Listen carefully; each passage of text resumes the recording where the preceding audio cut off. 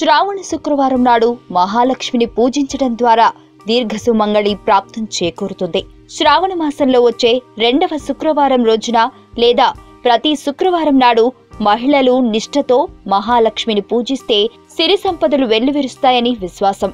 ముఖ్యంగా శ్రావణ రెండో శుక్రవారం మహిళలు వరలక్ష్మి వ్రతాన్ని అత్యంత భక్తి శ్రద్ధలతో జరుపుకుంటారు.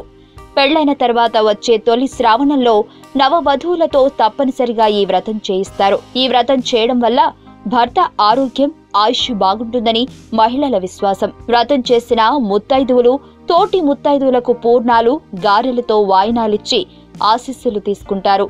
మహాలక్ష్మి విగ్రహాన్ని అందంగా అలంకరణ చేసి పేరెంటాళ్లను పిలిచి తాంబూలం, శనగలు ఇస్తారు. ప్రతి ముత్తైదువును మహాలక్ష్మి రూపంగా తలచి గౌరవిస్తారు.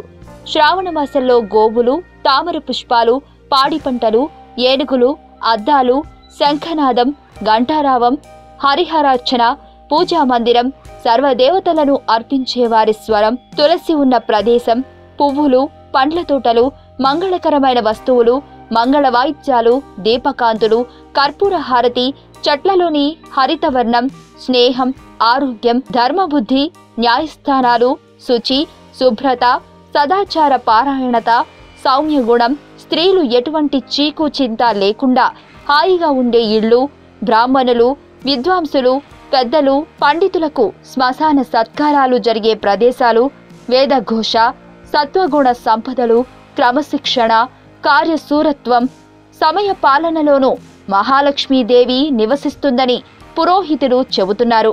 అందుచేత శ్రావణ శుక్రవారం పూట తులసి పూజ, ఆలయాల్లో పాలు, తేనెతో అభిషేకాలు చేయించేవారికి అనుకున్న కార్యాలు దిగ్విజయంగా పూర్తవుతాయని పండితులు సూచిస్తున్నారు. శ్రావణ శుక్రవారం పూట సూర్యోదయానికి ముందే లేచి శుచిగా స్నానమాచరించి ఇంటిని పూజా గది శుభ్రం చేసుకోవాలి. గడప, పూజా గదిని పసుపు, కుంకుమలు, పుష్పాలతో అలంకరించుకోవాలి. అనంతరం అమ్మవారి ప్రతిమ లేదా పటానికి కర్పూర హారతులు సమర్పించి చక్కెర పొంగలిని నైవేద్యంగా పెట్టాలి. పూజా సమయంలో దుర్గాష్టకం లేదా ఏదేని అమ్మవారి శ్లోకములతో స్తుతించాలి. ఇంకా శ్రావణ మాసంలో వచ్చే శుక్రవారాల్లో ఉపవాసం ఉండి అమ్మవారిని ప్రార్థించే వారికి దీర్ఘ సుమంగళి ప్రాప్తంతో పాటు ఆ గృహంలో సిరి సంపదలు వెల్లువిరుస్తాయని పురోహితులు అంటున్నారు. శ్రావణ మాసంలో ప్రతి శుక్రవారం మహాలక్ష్మి లేదా అమ్మవారిని ఆలయాల్లో దర్శించుకునే వారికి పుణ్య ఫలితాలు చేకూరుతాయని విశ్వాసం. అంతేగాకుండా మల్లె పువ్వులు, కస్తూరి, జాజి పువ్వులను అమ్మవారి కోసం సమర్పించి నేతితో దీపం వెలిగించే వారికి ఈతి బాధలు తొలగిపోయి అనుకున్న కార్యాలు నెరవేరుతాయని పండితులు అంటున్నారు. ఈ వీడియో మీకు నచ్చినట్లయితే లైక్ చేయండి, షేర్ చేయండి. మరిన్ని అప్డేట్స్ కోసం మా ఛానల్ ని సబ్స్క్రైబ్ చేయండి.